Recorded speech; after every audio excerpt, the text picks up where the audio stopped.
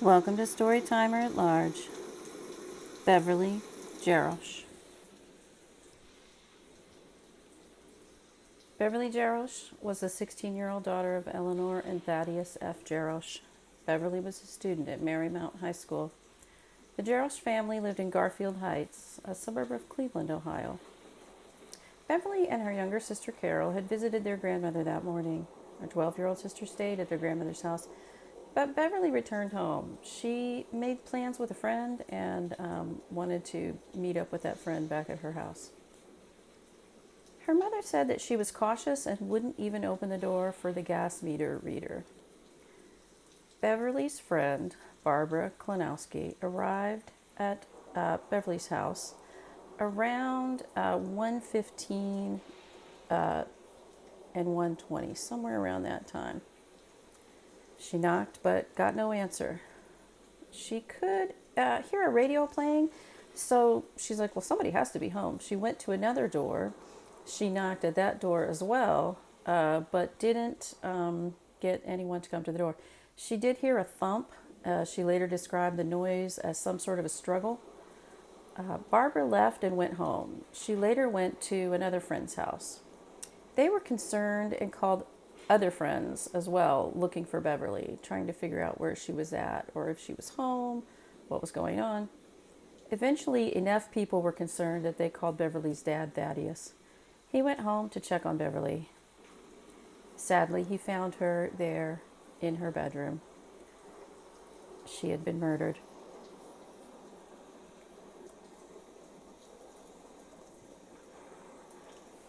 On Wednesday, December 28th, at approximately 1:40 p.m., Beverly Geros had been strangled and stabbed over 40 times.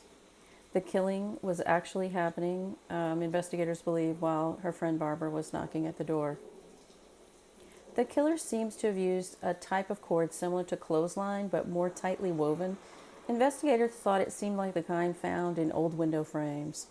The old wood window frames used to have cord and sash weights to help lift the window a little bit easier when you opened it. The cord piece was 66 inches long. The killer strangled Beverly with this cord while raping her. He then stabbed her around 40 times, and in doing so, slashed the cord as well. Beverly's room was upstairs. The roofline and the floor plan created a cozy atmosphere. It also meant that the ceiling was lower and angled over the bed. The killer knocked chunks of plaster out as he brought the knife up in his stabbing frenzy. I think this killer also killed Jessica Minter 6 months earlier in Lawrenceville, near Springfield. The two murders are very similar. And other podcasters, other online sleuths have also thought that as well. There's a really great channel on YouTube called Eye on Justice, EYE on Justice, and her presentations are excellent. Highly recommend you check that out. But yeah, I also think, like Eye on Justice, I think that Jessica Minter was killed by this same killer. I think he had 6 months then to think about what went wrong in his plan to rape Jessica Minter. I believe that in Beverly's murder, the killer was trying out these new tactics. If there's anything to test, I think they should look very closely at Eugene William Gaul Jr. I think the killer here is Eugene William Gaul Jr. He had been in the Army in 1964, stationed in North Carolina. I think he was home on leave on June 30th, 1964, when Jessica Minter was killed. I think he was no longer in the Army on December 28th, 1964, when Jessica Minter, or sorry, when Beverly Geros was killed. Apologies.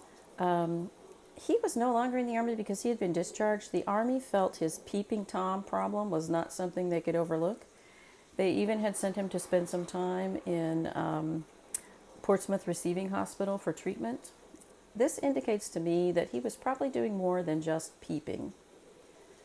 Gaul's father was a mailman in Hillsborough, Ohio. What if he borrowed his dad's spare uniform? What if he did this regularly? What if Eugene William Gaul Jr. used this disguise to knock on doors and knock on the homes of these girls' doors? Who wouldn't open up the door if someone was there saying they had a package and they needed you to sign? I think he picked these girls out. I think he had been in this neighborhood before, and I think he used that disguise of a postman to just walk from block to block and scope out the place. I think the uniform gave a feeling of safety and trust. It's also kind of an invisibility cloak. I mean, you see the postman walking by every day, and who's going to blink twice? I think he knocked on the door that day at Beverly Geros' house, and indeed said, I have a package. Can you sign for it? If he's wearing that uniform, he also is carrying the mail bag. He could keep weapons in the mail bag. He could keep a second spare uniform in that mail bag if he wanted. Beverly might have been hesitant to let the gas meter reader in, but opening the door to a mailman in an authentic uniform might have been a completely different story. I think 1965-66, I think Gaul's responsible for the series of rapes that took place of middle-aged women and elderly women in the Cincinnati area in 65-66. Alice Holt-Kausler, Marion Wells, and Sylvia Jones are among those victims. I see Gaul as struggling with his dark impulses at that time. I think he rationalized the killing of these women by telling himself they were older women and they were close to death anyway. I think he's responsible for the 1968 murder of Jennifer Judy in Cincinnati. That might be 69. I may need to correct that. And the 1970 murder of Jean Marie Melville in Darke County, Ohio. 6 years after the murder of Beverly Geros, Eugene William Gaul Jr. would be arrested, tried, and convicted for a series of abductions, rapes, and armed robberies in the Lima, Ohio area. He had become known there as the Friday Night Rapist. He was married with a child then, but that did not stop him from committing crimes. 6 years, he was sentenced to 10 to 30 years for those crimes. On April 12, 1977, a judge who apparently thought that abductions, armed robberies, and rapes were no big deal, paroled Eugene William Gaul Jr. In October of 1977, he abducted Beth Ann Moat off the street in Dayton. He raped and stabbed her to death. He had driven an elderly neighbor to a doctor's appointment that day. He used the wait time after dropping off his elderly friend to accomplish this heinous murder. I think he abducted, raped, and murdered Nancy Theobald from a Cincinnati street on November 16, 1977. He was finally captured in 1978. On April 5, 1978, Gaul abducted 13-year-old Lisa Jansen as she walked to school in Cincinnati. He took her to Kentucky, where he raped and murdered her. He robbed a store at gunpoint. This wasn't a store with a lonely clerk. He also robbed customers that were in the store that day of their personal cash and items. He's a very brazen offender. As he was leaving the store, he was apprehended by police. There was a shootout, and Gaul shot and killed a police officer as well. Eugene William Gaul Jr. is serving a life sentence in Ohio. He is not up for parole until 2031, but let's hope he never gets out, even in 2031 when he will be about 82. The ease of that armed robbery makes me think he was no stranger to armed robbery. As we know, in 1970, he was convicted of armed robberies. I think over the years, that's probably how he financed all the driving from place to place and stalking of his victims. I think Gaul did not commit crimes in the towns that he lived in. He purposely went elsewhere in order to throw off investigators. When I looked at the things that he was actually convicted of, it doesn't seem out of the realm of possibility that he started raping, robbing, and killing as a young man and never really stopped. I think he had periods where he tried to stop or do things better to his thinking.